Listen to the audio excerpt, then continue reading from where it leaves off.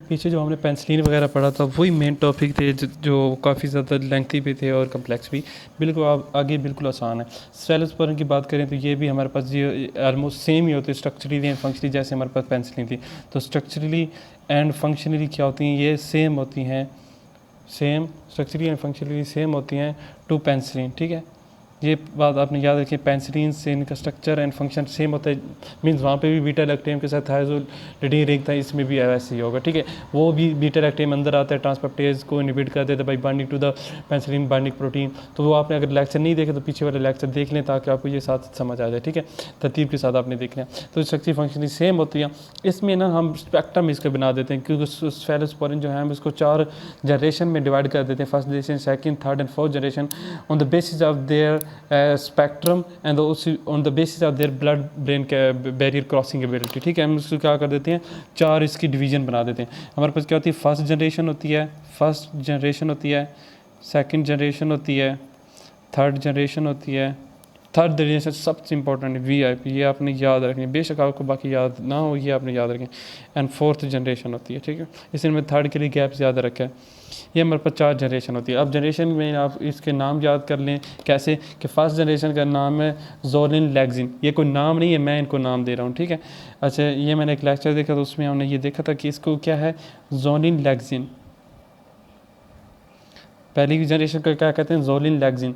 दूसरे को कहते हैं टेटानोजैक्जिटिन। क्या कहते हैं, टेटानोजिटिन कहते हैं।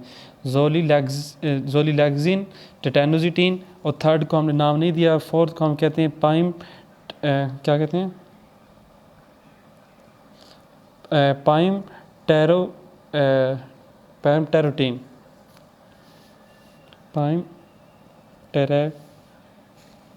टेरोलिन, पाइम टेरोलिन कहते हैं। ठीक है, ये थोड़ा सा नाम मुश्किल है। पहली को हम कहते हैं जोलिन लेग्जिन, दूसरी को कहते हैं टेटानोजाइटिन एंड पाइम टेरोलिन। ठीक है, अच्छा, ये मैं क्यों उसके नाम बता रहा हूँ, क्योंकि इस नाम को याद करके हम मेडिसिन का नाम अच्छी तरीके से याद करते हैं। सेफेलोस्पोरिन में आपने याद रखें, सबसे पहले इसे हर ड्रग से पहले सेफ आएगा। तो आपने ये एक याद रखें, बाजू का सेफ CFC आएगा, बाजू का सेफ CEPH आएगा। ठीक है, बाकी ये आपने जो दो नाम मैंने बताया इनको साथ लगा लें, तो इनकी ड्रग के जो है ना आपको नाम कभी नहीं भूलेंगे। जैसे हमारे पास फर्स्ट जनरेशन है, तो आपने याद रखना है, फर्स्ट जनरेशन पहले बात कर रही थी इसकी ड्रग की, तो हमारे पास क्या होती है, सेफ लगा लो और आगे ये वाला लगा लो नाम, सेफजोलिन। समझ आ गई, इसलिए मैंने इसका नाम ये लिखा, सेफजोलिन एंड सेफलेक्जिन। क्या आ गया, सेफजोलिन एंड सेफलेक्जिन। तो फर्स्ट जनरेशन में कौन सी ड्रग है, सेफजोलिन एंड सेफलेक्जिन, तो इसलिए हम इसको कहते हैं जोलिन लेक्जिन। ठीक है, सेकंड जनरेशन में हमारे पास टेटानोजिटिन आ जाते हैं, तो हम लगा लेंगे सेफ सबसे पहले, जैसे हमने सिंपल लगाया था, सेफ लगा लेंगे, आगे ये लगा दें टिटैन, तो क्या बन गया, सेफ टिटैन। क्या बने,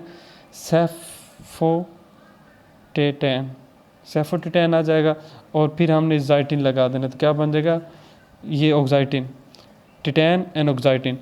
टिटैन लग गया, अब आप ऑक्साइटिन लगा दो सेफ के साथ, तो क्या बन जाएगा, सेफोजिटिन आ जाएगा एंड सेफोटिटैन आ जाएगा। ये 2 ड्रग्स हैं सेकंड जनरेशन की, ये आपको ड्रग याद होनी चाहिए, कम से कम हर जनरेशन की आपको 2 याद होनी चाहिए, इसलिए मैं सबकी आपको 2-3 बता रहा हूँ। ठीक है, ये इसी तरह क्वेश्चन आ जाते हैं, लग ऐसे रहा कि ये क्वेश्चन इंपॉर्टेंट नहीं है, कौन ड्रग याद करे, लेकिन ये ऐसे क्यूज में बहुत ज़्यादा पास पेपर में क्वेश्चन आया जिसमें वो सिंपली पूछ रहे थे कि 4 जनरेशन, उनके हर के 2-2 एग्जाम्पल लिखो। ठीक है, तो आपको कम से कम 2-2 एग्जाम्पल आने चाहिए।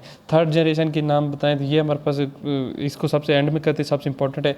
जो हमारे पास फोर्थ जनरेशन में, इसका हमने क्या नाम किया, पेपाइनो टेरोलिन। ठीक है, पाइम टेरोलिन, तो इसमें हम क्या, सेफ लगा लो और पाइम लगा, तो क्या बन जाएगा, सेफ के साथ पाइम लगाने से हमारे पास कौन सी ड्रग बन जाएगी, सेफ पाइम।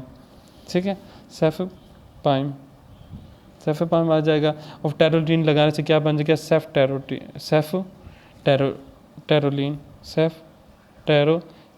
तो आपको अब समझ आ गया कि किस तरह से ड्रग के नाम याद करने, सेफ टेरोलिन, सेफ पाइम, सेफजोलिन, सेफेलेक्जिन, सेफोटिटैन, सेफोजिलिन, ओस्टिटीन। ठीक है, जेफोजिटीन। अब थर्ड जनरेशन की बात करते हैं तो थर्ड जनरेशन में हमारे पास कौन सी ड्रग्स आ जाती हैं। थर्ड जनरेशन में हमारे पास काफ़ी ज़्यादा इंपॉर्टेंट ड्रग्स आ जाती है, इसको एक एक थोड़ा सा हम देखेंगे। सबसे पहले हमारे पास आ जाए सेफ्टैज़िडाइम। क्या आ जाता है? सब में सेफ तो पहले आएगा, सेफ्टैज़िडाइम। ये देखते हैं ये क्या करती है। फिर हमारे पास आ जाते हैं सेफोट्रैक्सिन। क्या आ जाती है? सेफोट्रैक्सिन। फिर हमारे पास आ जाते हैं सेफ्ट्रैक्सोन, सेफ्ट्राइएक्सोन। ये आपको बहुत इंपॉर्टेंट है, ये सेफ्ट्रैक्सोन, ये आपको मस्ट आनी चाहिए, ठीक है। अब इसको देख लेते हैं। फर्स्ट जनरेशन जो है हमारे पास, इसका स्पेक्ट्रम क्या है कि हम इसको यूज़ करते हैं ग्राम पॉजिटिव के खिलाफ। किसके खिलाफ यूज़ करते हैं? ग्राम पॉजिटिव के खिलाफ यूज़ करते हैं। ग्राम नेगेटिव के खिलाफ इसका इतना ज़्यादा इफेक्टिव नहीं होता, ठीक है। अब जो सेकंड जनरेशन है उसमें उलट हो जाता है, उसमें हमारे पास क्या होता है, इसका स्पेक्ट्रम थोड़ा सा ब्रॉड हो जाता है, तो इसमें क्या हो जाता है, ग्राम नेगेटिव के खिलाफ इसको हम यूज़ कर सकते हैं, ठीक है। अब सेकंड जनरेशन में आपने याद रखना है कि हमारे पास क्या होता है, ये यूज़फुल होते हैं ज़्यादातर। जो ग्राम नेगेटिव होते हैं ना, ग्राम नेगेटिव में भी ज़्यादातर एनारोब होते हैं, एनएरोबिक बैक्टीरिया, उनके खिलाफ ये ज़्यादातर काम करती है सेकंड जनरेशन। तो जब भी एनारोबिक ऑर्गेनिज्म आए तो आपके जहन में क्या आना चाहिए? सेकंड जनरेशन आना चाहिए, ठीक है।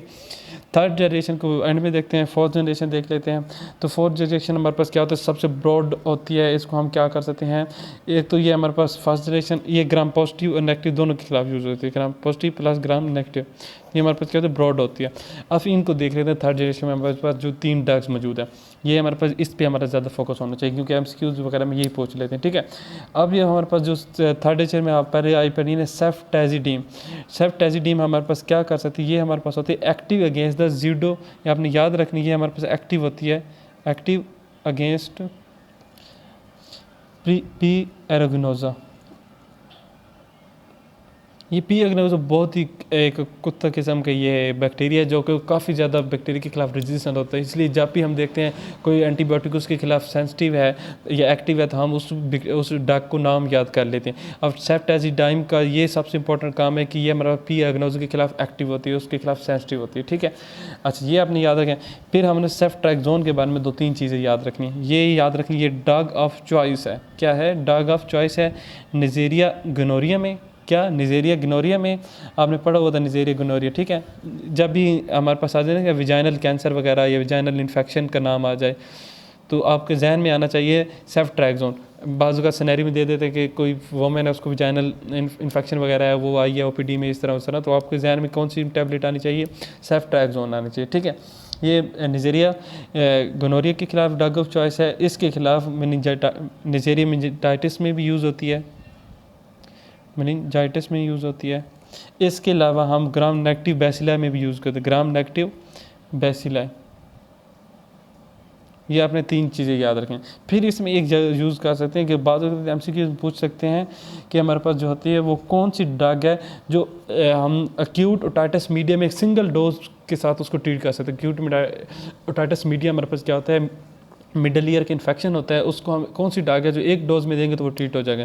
तो सिंगल डोज ट्रीटमेंट जो होते हैं, सिंगल डोज ट्रीटमेंट हम यूज़ करते हैं इन के ओटाइटिस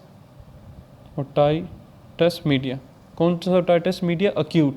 तो अक्यूट ओटाइटिस मीडिया अगर किसी बंदे को है तो वो कौन सी ड्रग है जो हम सिंगल डोज में दे सकते हैं, वो है सेफ्ट्रैक्सोन। तो सेफ्ट्रैक्सोन के आपने ये 3-4 पॉइंट जो मैंने बताए हैं, ये अच्छे तरीके से आपने याद कर लेना, ठीक है।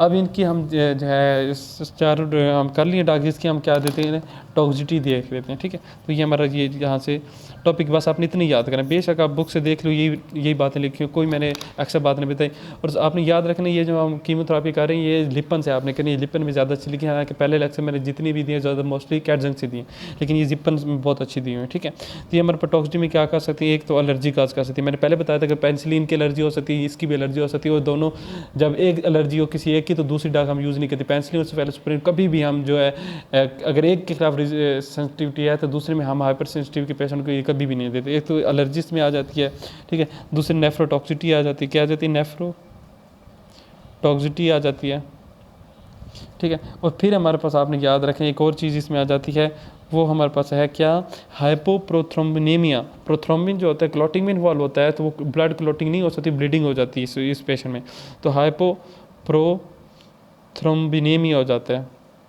थ्रोम्बिनेमिया हो जाता है इस पेशेंट को। और इसके अलावा उसको क्या हो जाती है? Disulfiram disulfiram like signs and symptom आ जाते हैं। वो आपने पढ़ा होगा ना, डाइसल्फिरैम टॉक्सिटी में आपने क्या पढ़ा था, डाइसल्फिरैम हम यूज़ करते हैं अल्कोहलिक पेशेंट में। तो जब अल्कोहलिक पेशेंट में डाइसल्फिरैम देते हैं तो वो क्या करते हैं, उस बंदे में हेडेक, नोजिया, हेलुसिनेशन वगैरह पैदा हो जाती है। तो जिसकी वजह से डाइसल्फिरैम देने से वो बंदा कभी भी शराब नहीं पीता। क्यों? जैसे अल्कोहल यूज़ करते हैं, डाइसल्फिरैम ऐसे प्रोडक्ट बनाते थे बॉडी के अंदर जो उसमें हेलुसिनेशन, नाजिया, वोमिटिंग और बहुत ही गंदी सेंसेशन उसके अंदर प्रोड्यूस होती है। इस तरह वो क्या करता है, ड्रग से भागता है, अल्कोहल से भागता है।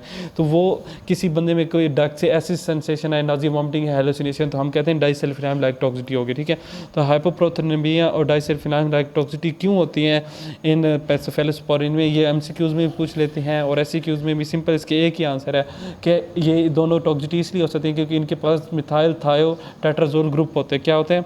मिथाइल थायो टेट्रा जोल रिंग की वजह से क्या हो सकती है, ये दोनों टॉक्सिटी हो सकती है। बस आपने ये याद रखना है। नेक्स्ट चैप्टर हम दूसरी 2 ड्रग करते हैं। चलो ये चैप्टर कंप्लीट हो जाएगा, मिलते हैं नेक्स्ट वीडियो में। यहाँ पे हमारा सेफलोस्पोरिन कंप्लीट हो गया। हाँ, एक पॉइंट मैं आपको बताना भूल गया कि ये हमारे पास जो है ना, जो फोर्थ मैंने जनरेशन वगैरह बताई हैं, ये नहीं वो बता दी मैंने आपको, पी रग्नोजा वाला पॉइंट। ठीक है, इंशाल्लाह नेक्स्ट वीडियो में आपको मिलती हूँ। Thank you.